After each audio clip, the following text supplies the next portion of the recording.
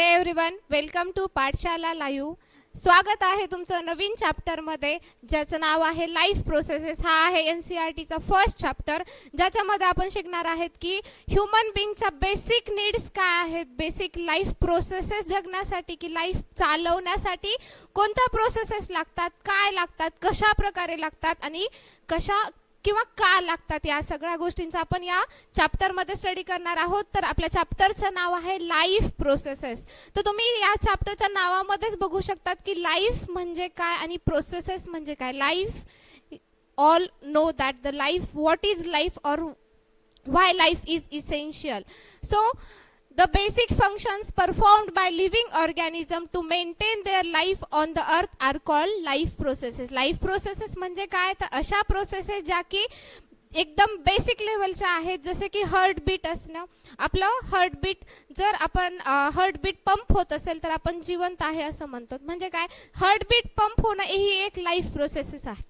Digestion म्हणू शकतो, digestion होत असेल तर आपण काय आहे, जिवंत आहे असं पण म्हणू शकतो. म्हणजे काय, life, the basic functions performed, काय आहे, the basic functions performed by living organism. ह्या ज्या काही हार्टबीट पंप करणं असेल, रिप्रोडक्शन असेल, आणखीन काय असेल, डायजेशन असेल, ह्या ज्या काही बेसिक फंक्शन्स आहेत त्या जर लाईफ आपली परफॉर्म करत असेल तर त्याला आपण काय म्हणतो, लाईफ प्रोसेसेस. आणि हे बेसिक फंक्शन परफॉर्म करणं का गरजेचं आहे, कारण आपल्या लाईफला काय करायचं, आपल्याला मेंटेन ठेवायचं आहे. जर आपल्याला मेंटेन ठेवायचं असेल तर या सर्व प्रोसेस करणं गरजेचं आहे आणि त्या प्रोसेसलाच आपण काय म्हणतो, लाईफ प्रोसेसेस.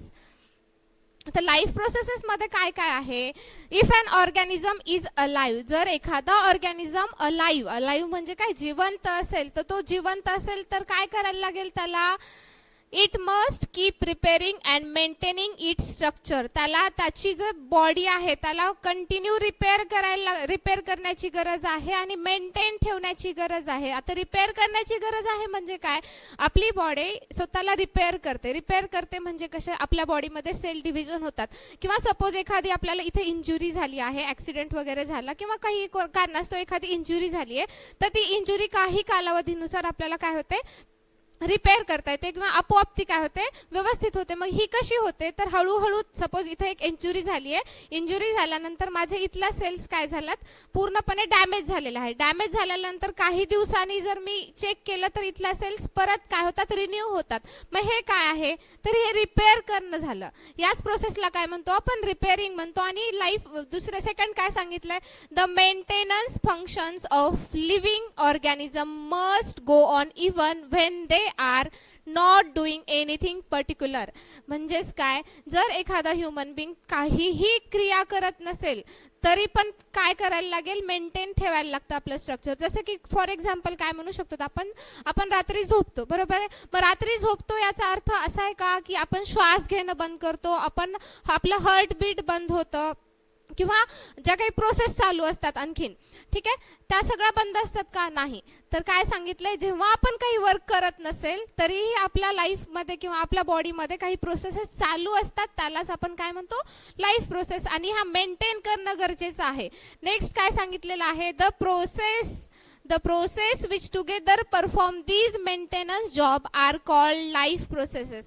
मग या ज्या काही सगळ्या प्रोसेस आहेत, न्यूट्रिशन असेल, परत एक्सक्रिशन असेल, रेस्पिरेशन असेल, डायजेशन असेल, रिप्रोडक्शन असेल, या ज्या काही बेसिक फंक्शन्स आहेत ते परफॉर्म करणं म्हणजेच काय, लाईफ प्रोसेस. या सगळ्या बेसिक फंक्शन्स एकत्र जर परफॉर्म होत असेल तर त्याला आपण काय म्हणतो, life processes. To maintain various life processes energy is required. मग या सगळ्या लाईफ प्रोसेसेस करण्यासाठी काय लागते, एनर्जी लागते. मग एनर्जी कुठून भेटते आपल्याला, energy is taken from the food. Energy कशापासून भेटते, फूड पासून भेटते. म्हणजे आपण जे अन्न खातो, जे अन्न दररोज खातो त्याच्यापासून एनर्जी भेटते आणि त्याच्यापासून आपल्या बॉडीच्या जे काही लाईफ प्रोसेसेस आहेत किंवा बेसिक प्रोसेसेस आहेत त्या सुरू होतात किंवा त्या व्यवस्थित मेंटेन केल्या जातात रेग्युलर चालवल्या जातात. मग आता आपण हे पण म्हणू शकतो की फूड खाणं गरजेचं का आहे. फूड खाल्लं तर फूडमधून एनर्जी भेटते आणि तीच एनर्जी आपण आपल्या बॉडीला मेंटेन करण्यासाठी, बॉडीमध्ये जे काही बेसिक प्रोसेस होतात त्याला रेग्युलर करण्यासाठी काय करू शकतो, यूज करू शकतो. त्याच्यामुळे ही एनर्जी कशासाठी लागणार आहे, बेसिक फंक्शन्स चालवण्यासाठी लागणार आहे. पुढे काय सांगितलं आहे, मग बेसिक फंक्शन्स कोणते कोणते आहेत लाईफ मधले. सगळ्यात पहिला आहे न्यूट्रिशन, सेकंड काय आहे रेस्पिरेशन, ट्रान्सपोर्टेशन अँड एक्सक्रीशन. आता याच्यामध्ये आपल्याला समजून घ्यायचं आहे की न्यूट्रिशन म्हणजे काय, रेस्पिरेशन म्हणजे काय, ट्रान्सपोर्टेशन म्हणजे काय किंवा एक्सक्रीशन म्हणजे काय. तर पहिला आहे न्यूट्रिशन. न्यूट्रिशन म्हणजे काय, आपल्याला सगळ्यांना माहिती आहे की आपल्याला जे आपण आहार घेतो, अन्न घेतो किंवा जे काही आपण फूड खातो ते न्यूट्रिशियस फूड खाल्लं पाहिजे. पण न्यूट्रिशन्स म्हणजे काय मेन समजून घ्यायला पाहिजे त्याच्या अगोदर. तर न्यूट्रिशन म्हणजे काय, the process of obtaining and utilisation of food. अशी प्रोसेस ज्याच्यामध्ये आपण काय करतो, फूड ऑब्टेन करतो आणि त्याचं युटिलाइज करतो. म्हणजे काय, फूड घेतो, खातो आणि आपली बॉडी त्या फूडला ब्रेकडाऊन करते आणि त्याचं कन्व्हर्जन एनर्जीमध्ये करते आणि तीच एनर्जी कशासाठी यूज केली जाते, ज्या आपल्या लाईफच्या बेसिक फंक्शन्स आहेत त्या परफॉर्म करण्यासाठी. म्हणजे न्यूट्रिशन म्हणजे काय, the process of obtaining and utilisation of food. अशी प्रोसेस ज्याच्यामध्ये आपण फूड ऑब्टेन करतो, घेतो आणि त्याचं युटिलायझेशन करतो बेसिक फंक्शन चालवण्यासाठी, यालाच आपण काय म्हणलेलं आहे, न्यूट्रिशन. सेकंड प्रोसेस काय आहे, रेस्पिरेशन. आता सगळ्यांना असं वाटतं की रेस्पिरेशन म्हणजे काय, फक्त इनहेल करणं आणि एक्सहेल करणं, श्वास आतमध्ये घेणं आणि श्वास बाहेर सोडणं. तर रेस्पिरेशन म्हणजे फक्त श्वास घेणे आणि श्वास सोडणे नव्हे. तर रेस्पिरेशन म्हणजे काय, the process of breaking down of food to obtain energy. अशी प्रोसेस ज्याच्यामध्ये काय होतं, एनर्जी मिळवण्यासाठी आपण जे फूड इनटेक केलेलं आहे न्यूट्रिशनमध्ये, त्या फूडला ब्रेक डाऊन करण्याचं काम हे कुठं केलं जातं, रेस्पिरेशन मध्ये केलं जातं. मग सपोज आपण एखादं अन्न खाल्लेलं आहे आणि त्याचं व्यवस्थित रेस्पिरेशनच नाही झालं, म्हणजे काय, त्याचं ब्रेकडाऊनच नाही झालं, तर ते अन्न आपल्याला उपयोगाचं आहे का, ते अन्न पचलं जाईल का, डायजेस्ट व्यवस्थित होईल का. आणि डायजेस्ट नाही झालं तर त्याच्यातून एनर्जी भेटेल का, आपल्याला नाही भेटणार. मग ते वेस्ट मटेरियल होऊन जाईल. जर व्यवस्थित रेस्पिरेशन नाही झालं तर त्याचं काय होईल, वेस्ट मटेरियल मध्ये कन्वर्ट होईल. त्याच्यासाठी सगळ्यात पहिलं महत्त्वाचं आहे बेसिक प्रोसेसमध्ये न्यूट्रिशन. न्यूट्रिशन व्यवस्थित असेल तर त्याचं रेस्पिरेशन झालं पाहिजे, म्हणजे त्या फूडचं व्यवस्थित ब्रेकडाऊन झालं पाहिजे आणि त्याच्यापासून आपल्याला एनर्जी भेटली पाहिजे. थर्ड काय सांगू शकतो आपण, थर्ड आहे ट्रान्सपोर्टेशन. आता ट्रान्सपोर्टेशन म्हणजे काय, the process of transfer of substances from one part of the body to the other parts. आता ट्रान्सपोर्टेशन म्हणजे काय, अशी प्रोसेस आहे ज्याच्यामध्ये काय होतं, कशाचं ट्रान्सफर होतं, एका सबस्टन्स ट्रान्सफर होतं एका बॉडी पार्ट पासून अनदर बॉडी पार्ट कडे. म्हणजे सपोज माझा असं काय होतं, हात थरथर कापतोय इन द केस की मला आता एनर्जी पाहिजे, एनर्जीची कमी आहे, तर ट्रान्सपोर्टेशन प्रोसेस मदत करते तिथं. आणि ट्रान्सपोर्टेशनच्या प्रोसेस थ्रू काय होतं, माझ्या बॉडीच्या एका पार्ट पासून दुसऱ्या पार्ट कडे काय केलं जातं, एखादा सबस्टन्स असेल, एखादा फूड असेल किंवा एनर्जी म्हणू शकतो, सिंपल ट्रान्सफर केली जाते. ठीक आहे. फोर्थ प्रोसेस काय महत्वाची आहे, बेसिक प्रोसेस आहे एक्सक्रीशन. आता एक्सक्रीशन म्हणजे जे काही वेस्ट प्रोडक्ट आहे किंवा सकाळी आपण वेस्ट प्रोडक्ट बाहेर टाकतो, ठीक आहे, वेस्ट प्रोडक्ट बाहेर टाकणं आणि excretion, the process of removal of waste material produced in the cells of the body. Waste product बाहेर टाकणं या प्रोसेसला काय म्हणतो आपण, इजेक्शन म्हणतो. आणि एक्सक्रीशन म्हणजे काय, the process of removal of waste material. अशी प्रोसेस ज्याच्यामध्ये वेस्ट मटेरियल काय केलं जातं, रिमूव्ह केलं जातं, या प्रोसेसला आपण काय म्हणतो, excretion. The process of removal of waste material produced in the cells of the body. अशी प्रोसेस ज्याच्यामध्ये काय केलं जातं, वेस्ट मटेरियल जे आहे ते आपल्या बॉडी थ्रू रिमूव्ह केलं जातं. ठीक आहे. नेक्स्ट मध्ये आपण काय बघणार आहेत की criteria to decide whether something is alive. एखादा ऑर्गॅनिझम जिवंत आहे, ओके, किंवा एखादा माणूस जिवंत आहे हे कसं डिसाईड करू शकतो आपण, त्याचा क्रायटेरिया काय? ठीक आहे, एखादा माणूस चालतोय आपल्याला माहिती आहे, मग चालत असेल तर आपण काय म्हणणार त्याला की हा जिवंत आहे. एखादा माणूस असा आहे की असं पण असू शकतं की तो चालत नाहीये पण तो जिवंत आहे. जसे की एखादा कोमामध्ये गेलेला पेशंट बघू शकतो. लहान एक्झाम्पल घेऊ शकतो आणखीन छोट्या बेबीचं, ते चालत नाही, बरोबर. छोट्या बेबीचं एक्झाम्पल जर घेतलं तर ते चालत नाही पण ते लिव्हिंग आहे. कोमामध्ये गेलेला माणूस चालत नाही पण तो काय आहे, लिव्हिंग आहे. मग criteria to decide whether something is alive, एखादा ऑर्गॅनिझम जिवंत आहे याचा डिसाइड करण्याचा क्रायटेरिया काय असू शकतो? आपल्या मते काय असू शकतो? एखादा चालतोय, एखादा बोलतोय, एखादा जेवतोय, म्हणजे एखादा पळतोय. एखादा ऑर्गॅनिझम किंवा एखादा ह्युमन बिंग चालतोय, जेवतोय, पळतोय म्हणजे तो जिवंत आहे, असं आहे का? नाही. तर त्याचे क्रायटेरिया काय काय आहेत? Living beings respond to stimuli and they show movement. Living beings काय करतात? एखादा स्टिम्युलायला रिस्पॉन्ड करतात. आता स्टिम्युलाय म्हणजे काय? स्टिम्युलाय म्हणजे काय? सपोज मला काय झाली, इथं मुंगी चावली आहे, त्या मुंगी चावलेल्या जे काही सेन्सेशन आहे, मुंगी चावणं हे एक स्टिम्युलाय झालं. त्या मुंगीने मला डंक केलं हे एक स्टिम्युलेशन झालं. ते माझ्या माइंडकडे जातं आणि माझ्या माइंडपर्यंत जाऊन न्यूरॉन्स ॲक्टिवेट होऊन माझा माइंड नंतर काय करतो, माझ्या आईज किंवा हँड्स त्या मुंगीला इथं किंवा इथं हँड जे आहेत त्या मुंगीला बाजूला सरकवतात. म्हणजे काय तर मुंगी चावली हे एक स्टिम्युलाय आहे आणि मुंगी चावल्यानंतर मी त्याच्यावरती रिस्पॉन्ड करते काहीतरी, इथं हात लावणं किंवा त्या मुंगीला बघणं, त्या मुंगीला बाहेर काढून फेकून देणं, हे झाला response. Living beings respond to stimuli and they show movement. Living being काय करतात? अशा स्टिम्युलायला रिस्पॉन्स देतात आणि मूवमेंट शो करतात. मग त्या मूवमेंट दोन प्रकारच्या असतात. मूवमेंट कशा असतात? इनव्हिजिबल आणि दुसरी आहे मूवमेंट्स कशी?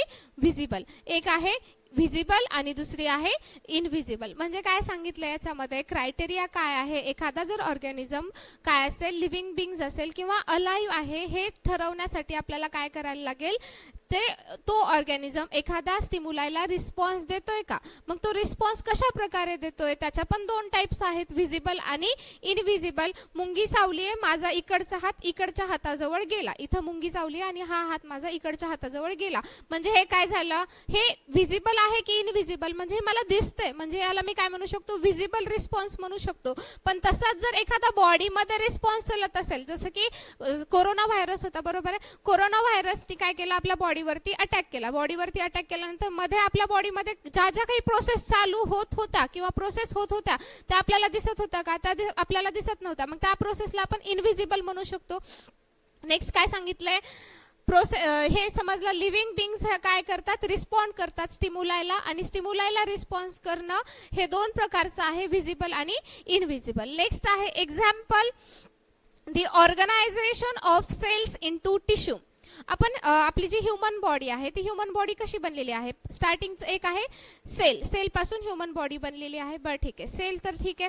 Sale is the structural and functional unit of life असं पण म्हणतो आपण. मग फक्त सेल पासून ह्युमन बॉडी बनलेली आहे का? एका सेल पासून अख्खी ह्युमन बॉडी बनू शकते का? नाही बनू शकत. मग अशाच प्रकारे काय होतं, इथे बघू शकतो तुम्ही, ह्या काय आहेत? छोट्या छोट्या सेल्स आहेत आणि अशा खूप साऱ्या सेल्स एकत्र येऊन काय बनतात?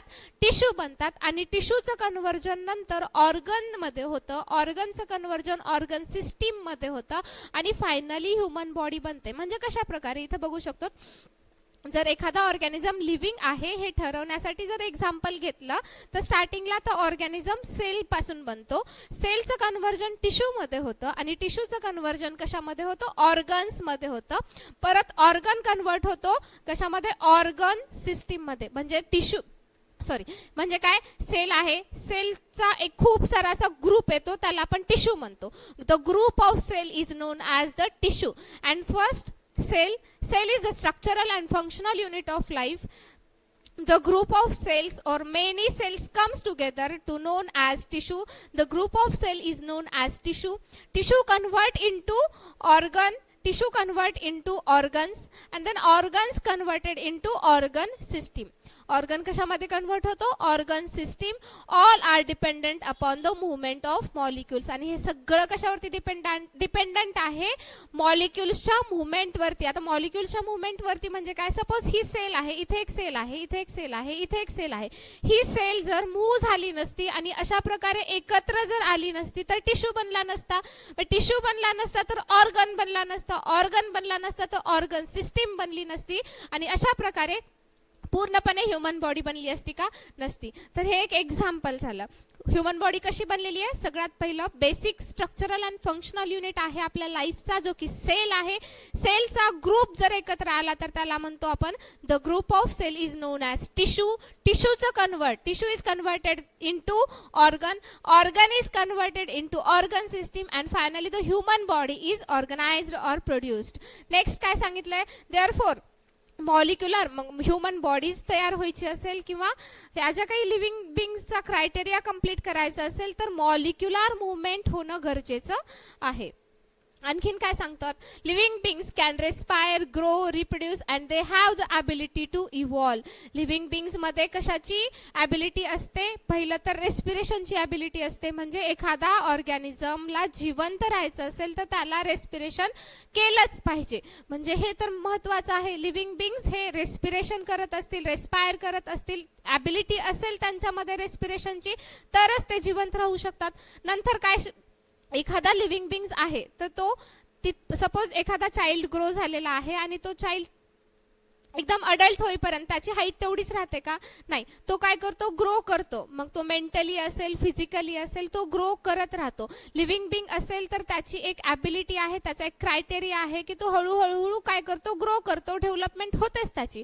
म्हणजे हे पण गरजेचं आहे. जर एखादा ऑर्गॅनिझम लिव्हिंग बिंग ठरवायचाच असेल तर तो रेस्पायर करतो, रेस्पिरेशन करतो, श्वास घेतो, श्वास सोडतो, परत ग्रो करतो, नंतर काय करतो? रिप्रोड्यूस करतो. म्हणजे एखादा ऑर्गॅनिझम लिव्हिंग बिंगचा क्रायटेरिया पूर्ण करायचा असेल तर तो रिप्रोड्यूस पण करतो. रिप्रोड्यूस करणं म्हणजेच काय? एखादा आपल्यापासून नवीन ऑर्गॅनिझम तयार करणं. ठीक आहे. न्यू चाइल्ड किंवा न्यू ऑर्गॅनिझम तयार करण्याच्या प्रोसेसला आपण रिप्रोडक्शन म्हणतो. And they have the ability to evolve. आणि त्यांच्यामध्ये ह्या सगळ्या ॲबिलिटी असायला पाहिजेत. आणि हळूहळू या सगळ्या ॲबिलिटी त्यांना इव्हॉल्युशनकडे घेऊन जातात. म्हणजेच काय? उत्क्रांतीकडे घेऊन जातात. हळूहळू त्यांची काय होते? पूर्णपणे डेव्हलपमेंट होते. All living बिंग्स have definite shape. प्रत्येक लिव्हिंग बिंगला एक डेफिनाइट शेप असेल. तुम्ही एक्झाम्पल घ्या ह्युमन बिंगचं, तुम्ही एक्झाम्पल घ्या डॉगचं, तुम्ही एक्झाम्पल घ्या कॅटचं. त्यांना प्रत्येकाला एक वेगवेगळा शेप आहे. ह्युमन बिंगचा शेप वेगळा आहे, कॅटचा शेप वेगळा आहे, डॉगचा शेप वेगळा आहे. त्याच्यावरून आपण त्यांना डिफरन्शिएट करू शकतो. हां ठीक आहे, हा ह्युमन बिंग आहे, हा डॉग आहे, याला आपण कॅट म्हणू शकतो. म्हणजेच काय? ह्युमन बिंग्सला एक डेफिनाइट शेप आहे, त्यांना एक डेफिनाइट साईज आहे आणि त्यांचा एक डेफिनाइट लाईफ स्पॅन पण आहे. अगोदर ह्युमन बिंगचा आता लाईफ स्पॅन आपण 100 इयर म्हणतो. ठीक आहे. डॉगचा 20 इयर म्हणतो. म्हणजे एक स्पेसिफिक लाईफ स्पॅन पण आहे ह्युमन बिंग्सला. Then they perform metabolic activity. आणि ते काय करतात? मेटाबॉलिक ॲक्टिव्हिटी परफॉर्म करतात. Metabolic activity in the sense की आपण जे काही डायजेशन करतो, न्यूट्रिशन घेतो, एक्सक्रीशन करतो, रिप्रोडक्शन करतो, या सगळ्या काय झाला? काही ह्युमन बिंगच्या ॲक्टिव्हिटी झाल्या. There are mainly 4 important life processes. अशा 4 महत्त्वाच्या लाईफ प्रोसेसेस आहेत ज्या की कशासाठी गरजेच्या आहेत? Which are required for maintaining life. लाईफला मेंटेन करण्यासाठी 4 लाईफ प्रोसेसेस किंवा इम्पॉर्टंट प्रोसेसेस आहेत. कोणत्या आहेत? पहिली आहे न्यूट्रिशन. आता न्यूट्रिशन म्हणजे काय आहे तर बघितलं की nutrition for obtaining and utilizing nutrients. जर न्यूट्रिशन घेतलंच नाही आपण किंवा न्यूट्रिएंट्सचं ऑप्टेक केलंच नाही, त्याचं युटिलायझेशन झालंच नाही, तर परत रेस्पिरेशनची प्रोसेस होत नाही. म्हणजे रेस्पिरेशनची प्रोसेसमधून आपल्याला काय भेटतं? किंवा न्यूट्रिशनमधून आपल्याला एनर्जी भेटते. मग ती एनर्जीच नाही भेटली तर परफॉर्म जे काही होणारे आहेत अदर फंक्शन्स, रेस्पिरेशन असेल, ट्रान्सपोर्टेशन असेल, एक्सक्रीशन असेल, त्या होऊ शकतील का? नाही. म्हणजे न्यूट्रिशन मध्ये काय बघितलं आपण? For obtaining and utilizing nutrients. न्यूट्रिएंट्सला ऑप्टेन करायचे आणि त्याला आपला बेसिक फंक्शन्स परफॉर्म करण्यासाठी युटिलाइज करायचं आहे. पुढे काय सांगितलंय? रेस्पिरेशन. रेस्पिरेशन म्हणजे काय? हे जे काही न्यूट्रिएंट्स आपण घेतलेले आहेत त्यांना छोट्या छोट्या म्हणजे त्यांना ब्रेकडाऊन करायचं आणि त्याच्यापासून आपल्याला एनर्जी मिळवायची आहे आणि तीच एनर्जी परत कुठं लागणार आहे? दुसऱ्या प्रोसेसेसमध्ये लागणार आहे. न्यूट्रिशन झालं. रेस्पिरेशनमध्ये काय म्हणलंय? For releasing energy. रेस्पिरेशन कशासाठी गरजेचं आहे? तर एनर्जी रिलीज करण्यासाठी. थर्ड आहे ट्रान्सपोर्टेशन. आता ट्रान्सपोर्टेशन म्हणजे काय? For distribution of food and other materials. ट्रान्सपोर्टेशनमध्ये काय म्हणलं होतं आपण? की एका बॉडी पार्टकडे जर न्यूट्रिएंट्सची कमतरता आहे तर त्या बॉडी पार्टकडे न्यूट्रिएंट्स घेऊन जाणं म्हणजे बॉडीच्या एका पार्टपासून दुसऱ्या पार्टकडे जर न्यूट्रिएंट्सचं ट्रान्सपोर्ट होत असेल तर ते कोण करतं? ट्रान्सपोर्ट. तर किंवा त्या प्रोसेसला काय म्हणतो आपण? ट्रान्सपोर्टेशन. मग ट्रान्सपोर्टेशनमध्ये काय होतं? डिस्ट्रीब्युशन होतं. डिस्ट्रीब्युशन म्हणजे काय? सगळीकडे व्यवस्थित डिस्ट्रीब्यूट केले जातात जे काही न्यूट्रिएंट्स असतील ते आणि जे काही अदर मटेरियल्स असतील मग वॉटर, न्यूट्रिएंट्स, व्हिटॅमिन्स वगैरे सगळे. Next excretion. एक्सक्रीशनमध्ये काय केलं जातं? For removal of toxic waste. ज्या काही आपल्या बॉडीमध्ये टॉक्झिक म्हणजे काय?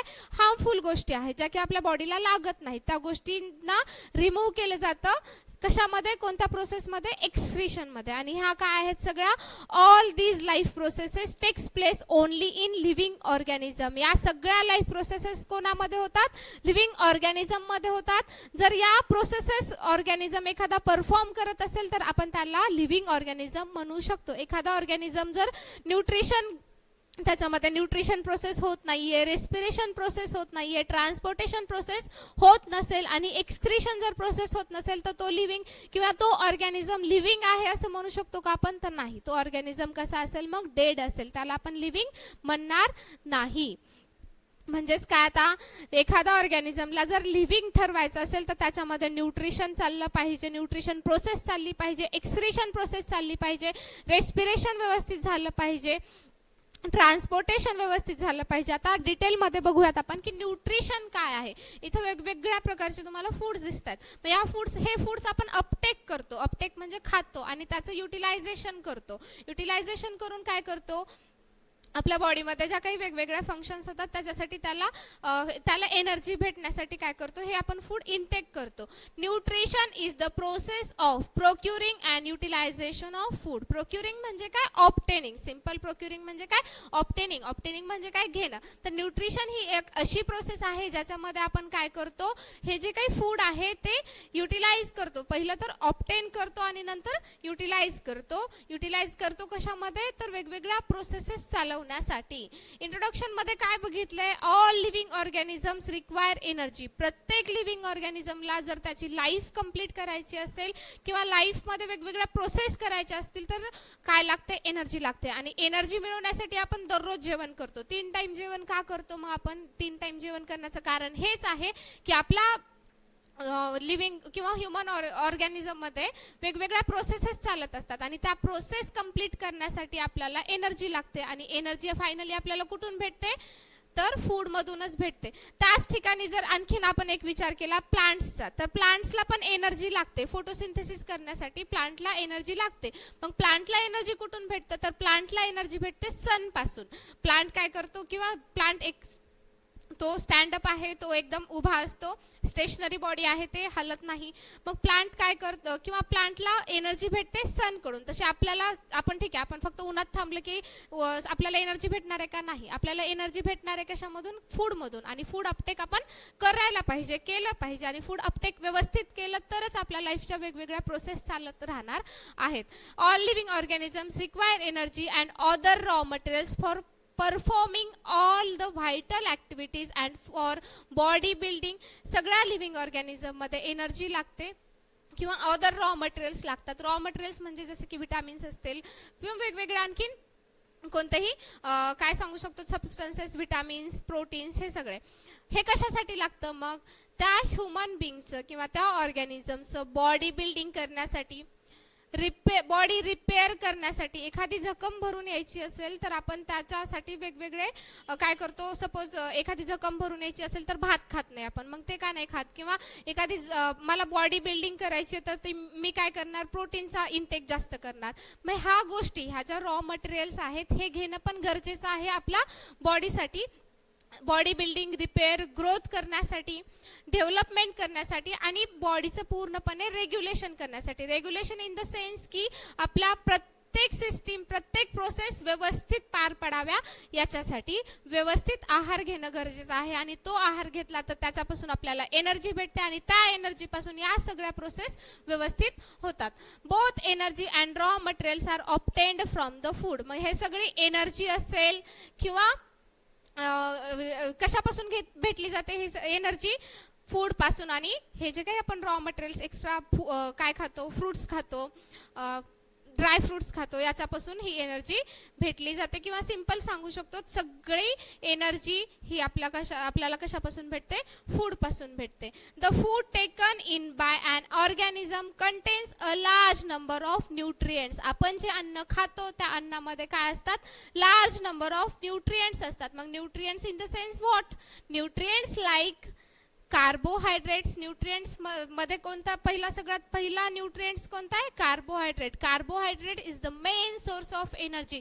जर आपल्याला एनर्जी पाहिजे असेल, खूप जास्त प्रमाणात पाहिजे असेल, फास्ट पाहिजे असेल, तर कार्बोहायड्रेट हा त्याचा एक मेन सोर्स आहे. परत काय आहे? आपण अन्नामधून आणखीन काय काय घेऊ शकतो? फॅट्स घेतो, परत प्रोटीन्स घेतो, मिनरल्स, विटामिन्स अँड वॉटर. आपण जेवतो कशासाठी? या सगळ्या गोष्टी घेण्यासाठी. आपल्या बॉडीमध्ये कार्बोहायड्रेटची गरज आहे, फॅट्सची गरज आहे, प्रोटीन्सची गरज आहे, मिनरल्सची गरज आहे, विटामिन्सची गरज आहे. आणि ही सगळी गरज भागवणार कोण आहे? तर फक्त आणि फक्त फूड. त्याच्यासाठी आपली व्यवस्थित मील व्यवस्थित असणं गरजेचं आहे. पुढे काय सांगितलंय? The role of nutrients in the body. बॉडीमध्ये जे काही न्यूट्रिएंट्स आहेत, न्यूट्रिएंट्स लागणार आहेत, कोणते कोणते न्यूट्रिएंट्स काय काय बॉडी फंक्शन्स परफॉर्म करतात हे बघायचं आपल्याला आहे. पहिला आहे कार्बोहायड्रेट. आता कार्बोहायड्रेट हा मेन सोर्स ऑफ एनर्जी आहे, म्हणजे तो काय देणार आहे? एनर्जी गिव्हिंग फूड आहे. मग कार्बोहायड्रेट कशापासून भेटतं हे नॉर्मली माहिती आहे का आपल्याला? आपण जी चपाती खातो, बाहेर साऊथ मध्ये वगैरे बघितलं तर त्यांचा काय आहे? राईस हा स्टॅपल फूड आहे. स्टॅपल फूड आहे इन द सेन्स की त्यांचा मेन फूड काय आहे? राईस. आणि आपल्याकडे महाराष्ट्रामध्ये जर बघितलं तर आपला गहू, चपाती वगैरे आपण खातो, चपाती किंवा ज्वारी भाकरी खातो. मग याच्यामधून किंवा का खातो आपण? राईस का नाही खात आपण?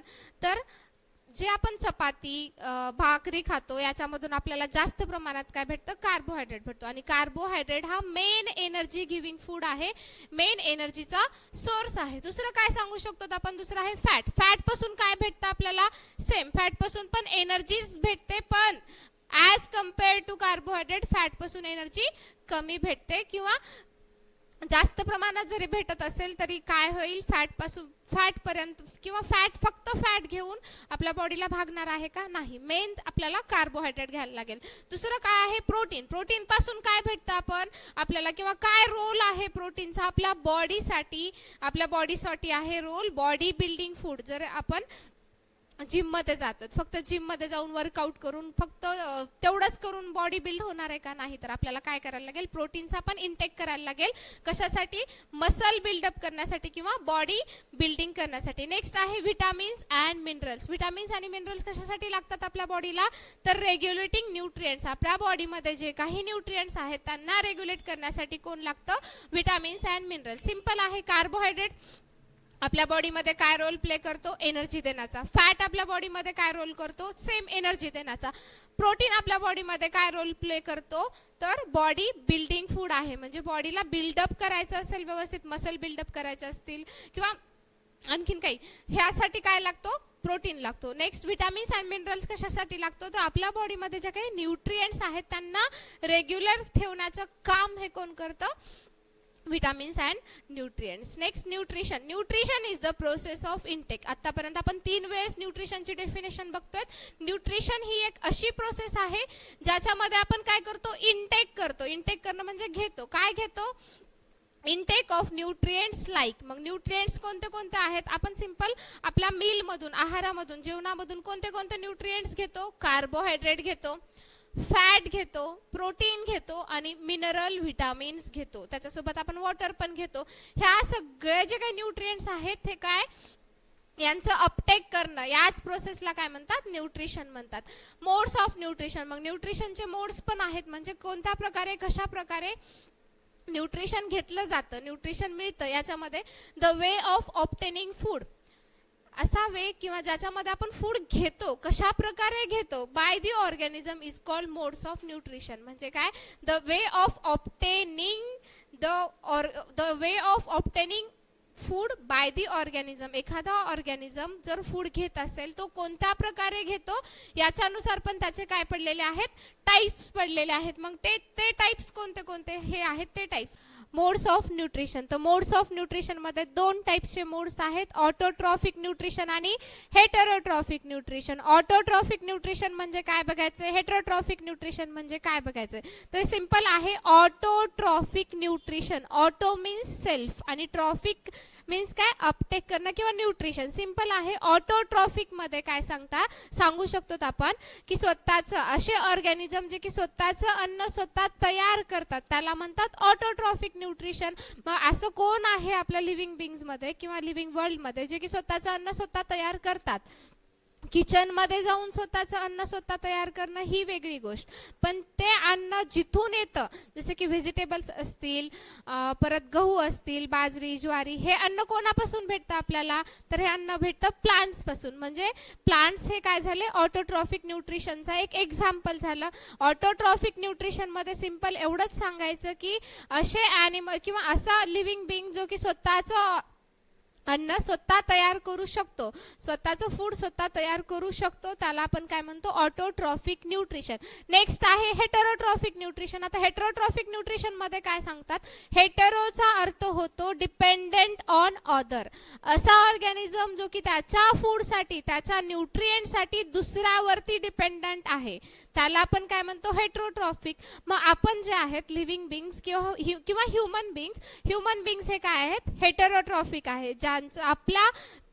आपण कशावरती डिपेंडंट आहेत, प्लांट्स वरती डिपेंडंट आहेत. कशासाठी, आपल्या अन्नासाठी.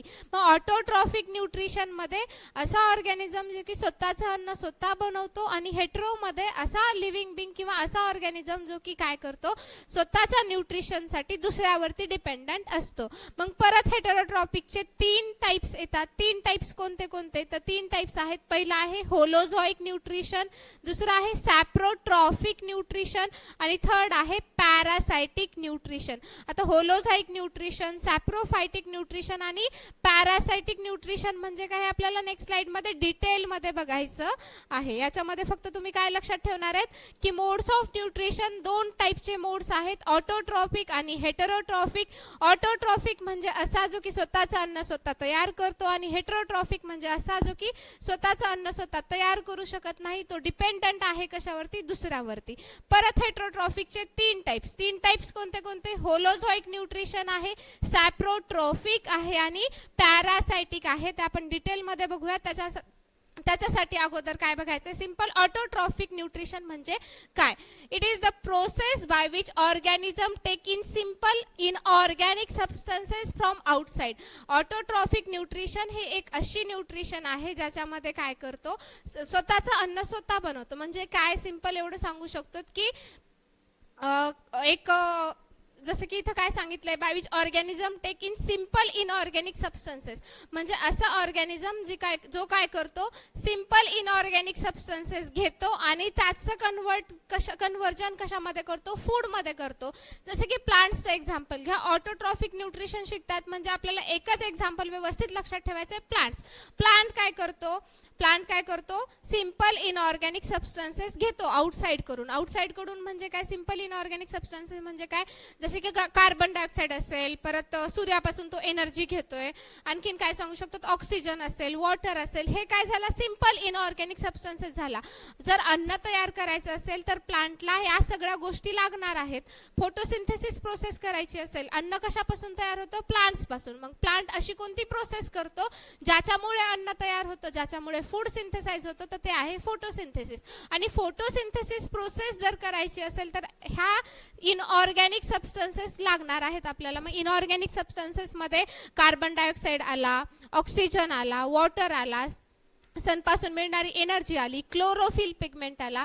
काय सांगितलं, ही एक अशी प्रोसेस आहे ऑर्गॅनिझममध्ये ज्याच्यामध्ये इनऑर्गॅनिक सबस्टन्स काय केलं जातं, आउटसाइड पासून घेतले जातात आणि त्याच्यापासून कन्वर्ट केलं जातं एक सिंपल ऑर्गॅनिक मॉलिक्यूल, ज्याला आपण काय म्हणतो, सिंपल कार्बोहायड्रेट किंवा फूड म्हणतो. आणि तो काय केला जातो, स्टोअर्ड करून ठेवला जातो एनर्जीच्या फॉर्ममध्ये. सिंपल आहे, काहीच लक्षात नाही राहिलं तर लक्षात काय ठेवायचं, autotrophic nutrition is the nutrition in which one can make its own food. म्हणजे असं न्यूट्रिशन ज्याच्यामध्ये स्वतःचं अन्न स्वतः बनवतात आणि स्वतःचं अन्न जर स्वतः बनवायचं असेल तर त्याच्यासाठी तो काय करतो, बाहेरून काहीतरी इनऑर्गॅनिक सबस्टन्सेस घेतो आणि त्या इनऑर्गॅनिक सबस्टन्सचं कन्व्हर्जन कशामध्ये करतो, स्टोर्ड फॉर्म्स ऑफ एनर्जीमध्ये करतो. सिंपल 3 लाईन आहेत, 3 सेंटेन्सेस लक्षात ठेवायचं. पुढे काय सांगितलंय, फॉर एक्झाम्पल सहित सांगितलेलं आहे. Green plants prepare their food. Green plants काय करतात, त्यांचं फूड प्रिपेअर करतात. कशात, बाय युजिंग कार्बन डायऑक्साईड. काय काय घेतात ते बघा, इनऑर्गॅनिक सबस्टन्सेस कोणते आले, ग्रीन प्लांट्स त्यांचं फूड तयार करतात. काय काय घेऊन किंवा काय काय यूज करून. पहिला आहे कार्बन डायऑक्साईड. कार्बन डायऑक्साईड असेल तरच फोटोसिंथेसिस प्रोसेस होईल. And water. काय घेतात, कार्बन डायऑक्साईड घेतात, वॉटर घेतात. कशाच्या प्रेझेन्स मध्ये, carbon dioxide and water in the presence of chlorophyll and sunlight. याच्यामधला एक जरी अब्सेंट असेल तर फोटोसिंथेसिस प्रोसेस होणार नाही. आणि फोटोसिंथेसिस प्रोसेस नाही झाली तर अन्न तयार नाही होणार, म्हणजेच काय, फूड तयार नाही होणार. मग फूड तयार करायचं असेल, ऑटोट्रॉफिक न्यूट्रिशन जर कंप्लीट करायचं असेल तर प्लांट्स काय करतात, हे जे काही इनऑर्गॅनिक सबस्टन्सेस आहेत हे आउटसाइडून कलेक्ट करतात आणि त्याचं कन्व्हर्जन करतात स्टोर्ड फॉर्म ऑफ फूड मध्ये. ठीक आहे, इथं काय बघितलं एक्झाम्पल मध्ये, green plants prepare their food by using carbon dioxide. Green plants काय करतात, त्यांचं फूड घेतात काय यूज करून, कार्बन डायऑक्साईड यूज करून, वॉटर यूज करून. कशाच्या प्रेझेन्स मध्ये, क्लोरोफिल आणि सनलाइटच्या प्रेझेन्स मध्ये. क्लोरोफिल पिगमेंट हा एक प्लांट मध्ये असतो, लीव्ज मध्ये असतो, जो की काय करतो, ग्रीन कलर साठी महत्वाचा आहे आणि फोटोसिंथेसिस साठी महत्वाचा आहे. The organism having autotrophic mode of nutrition or can make their own food are called autotrophs or autotrophic organism. असे ऑर्गॅनिझम जे की स्वतःचं अन्न स्वतः तयार करू शकतो याला आपण काय म्हणतो, त्या ऑर्गॅनिझमला एकतर ऑटोट्रॉप्स म्हणणार आणि त्या प्रोसेसला ऑटोट्रॉफिक न्यूट्रिशन म्हणणार. ठीक आहे, एक्झाम्पल काय येणार आहेत मग याच्यामध्ये, ग्रीन प्लांट्स आणि काही बॅक्टेरिया पण येतील याच्यामध्ये एक्झाम्पल्स. ते झालं. आता परत आपण काय सांगू शकतो, ऑटोट्रॉफिक न्यूट्रिशनचं एक्झाम्पल प्लांट बघितलं. आता आहे next heterotrophic. Mode of nutrition मध्ये पहिला होता ऑटोट्रॉफिक न्यूट्रिशन, दुसरा होता हेटेरोट्रॉफिक न्यूट्रिशन. ऑटोट्रॉफिक न्यूट्रिशन आपण व्यवस्थित बघितलेलं आहे. आता नेक्स्ट आपण वळूयात हेटेरोट्रॉफिक न्यूट्रिशन कडे. हेटेरोट्रॉफिक न्यूट्रिशन असा न्यूट्रिशन जो की डिपेंडंट आहे, दुसऱ्यावरती डिपेंडंट आहे त्याच्या स्वतःच्या फूडसाठी किंवा न्यूट्रिएंटसाठी. मग हेटेरोट्रॉफिक न्यूट्रिशन मध्ये परत 3 टाइप्स होते. 3 टाइप्स कोणते कोणते, पहिला होता होलोझोइक, दुसरा होता सॅप्रोफायटिक आणि तिसरा होता पॅरासाइटिक. त्याच्यामध्ये पहिला बघूयात आपण होलोझोइक न्यूट्रिशन काय असतं आणि कशा प्रकारे असतं. द होलोझोइक न्यूट्रिशन किंवा होलोझोइक न्यूट्रिशन मध्ये बघायचं झालं तर organism consume and internally digest. असा ऑर्गॅनिझम जो की काय करतो, कंझ्युम करतो, एखादा फूड कंझ्युम करतो आणि इंटरनली तो डायजेस्ट करतो. जसे की आपण काय सांगू शकतो, ह्यूमन बीइंग्स आहेत किंवा डॉग्स आहेत, काऊज आहेत, बफेलो आहेत, नॉर्मल काय ते काय करतात, बाहेरून अन्न आतमध्ये घेतात, इनटेक करतात त्या अन्नाचा आणि इनटेक करून ते काय करतात, कंझ्युम केल्यानंतर त्यांच्या आतमध्ये पोटामध्ये ते डायजेशन होत राहते, डायजेशनची प्रोसेस होत राहते. होलोझोइक मध्ये एवढंच लक्षात ठेवायचं की असे ऑर्गॅनिझम जे काय करतात, कंझ्युम करतात, फूड कंझ्युम करतात आणि इंटरनली त्या फूडला डायजेस्ट करतात, त्यात ते झालं होलोझोइक. त्याच्यामध्ये एक्झाम्पल आला ह्यूमन बीइंग, डॉग आणि अमिबा आणि पॅरामेसियम.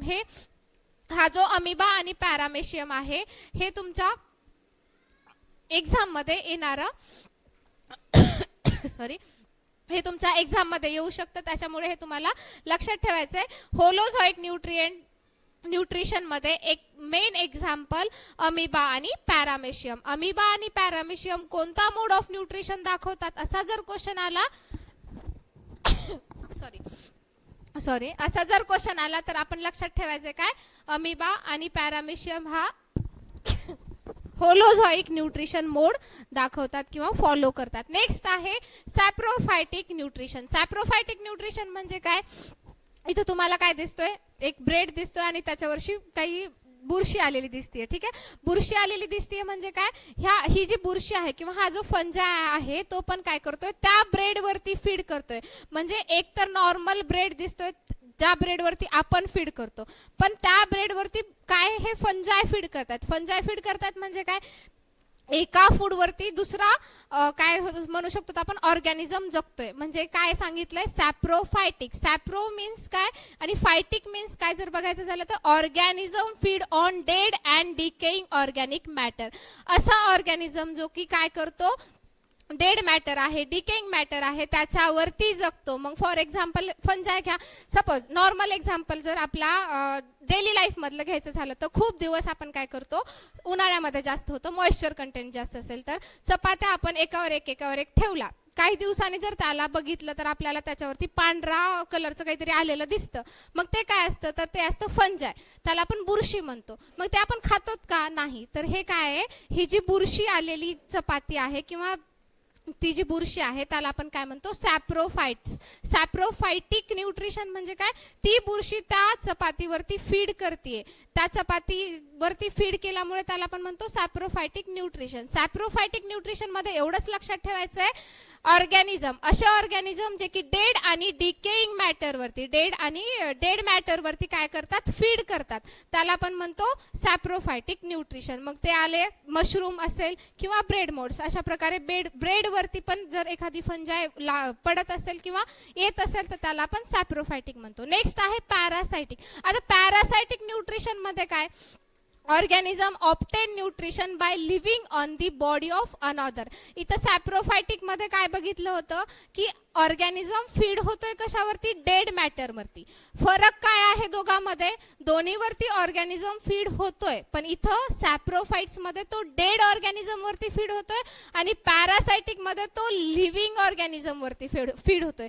काय होतंय, सॅप्रोफाइट्स मध्ये तो डेड ऑर्गॅनिझम वरती, एखादा डेड ऑर्गॅनिझम वरती तो फीड होतोय आणि पॅरासायटिक मध्ये तो लिव्हिंग ऑर्गॅनिझम मध्ये फीड होतोय. इथे एक्झाम्पल दिसू शकतं. इथं आहे एका प्रकारचं काय आहे, लीच आहे. लीच माहिती आहे सगळ्यांना. किंवा सिंपल एक एक्झाम्पल घेऊयात आपण.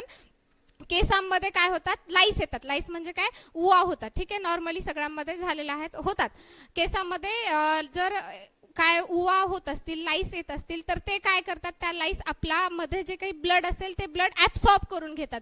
मग हे एक्झाम्पल कशाचं, आपण लिव्हिंग बिंग्स आहेत आणि आपल्यावरती त्या उवा काय करतात, फीड करतात, त्यांचं जीवन जगतात, त्यांचं अन्न ते न्यूट्रिशन्स घेतात. म्हणजे ते एक्झाम्पल कशाचं झालं, ते पॅरासायटिक, ते सॅप्रोफायटिकचं झालं का, मग ते सॅप्रोफायटिकचं नाही होणार, कारण आपण लिव्हिंग आहेत. आपण डेड असतो तर ते सॅप्रोफायटिकचं झालं असतं. आपण लिव्हिंग आहेत म्हणजे ते एक्झाम्पल कशाचं होईल, पॅरासायटिकचं होईल. पॅरासायटिक एक्झाम्पल किंवा पॅरासायटिक न्यूट्रिशन मध्ये जर बघायचं झालं तर काय, ऑर्गॅनिझम ऑप्टेन न्यूट्रिशन. असा ऑर्गॅनिझम जो की त्याचं न्यूट्रिशन ऑप्टेन करतोय, त्याचं न्यूट्रिशन घेतोय कोणापासून, by living on the body of the another living organism. तो कशावरती, एका लिव्हिंग ऑर्गॅनिझमच्या बॉडीवरती तो फीड होतोय. मग एक्झाम्पल इथं काय आहे, लाईस. लाईस म्हणजे आपल्या केसामध्ये ज्या उवा वगैरे होतात त्याला आपण लाईस म्हणतो. लीच हे एक प्रकारचं लीच आहे. तो काय करतो, ह्युमन बिंग्स वरती काय एक जनरली फीड होतो आणि ह्युमन बिंग्स मध्ये असलेलं जे काही ब्लड आहे तो सक करायचं काम करतो. म्हणजे तो ह्युमन बिंगचं ब्लड सक करतो आणि ह्युमन बिंग लिव्हिंग आहेत, त्याच्यामुळे आपण याला काय म्हणतो, पॅरासायटिक. आणि याच्यामध्ये जर मेन एक्झाम्पल बघायचं झालं एक्झामच्या दृष्टीने तर हे आहे कस्कुटा.